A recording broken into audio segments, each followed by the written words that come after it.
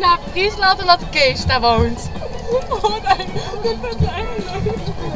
Hij woont in Garijp en is, hoe oud is hij? 17. 17 jaar. Het water.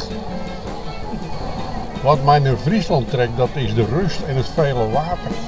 Enorme fietspaden rond de meren. Hoe heet dat? Dan word ik It's Heidenschip.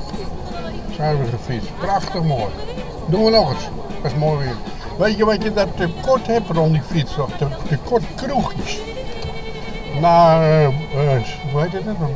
Wauw was de laatste met een vriendje. Nergens kan je een kopje koffie kopen.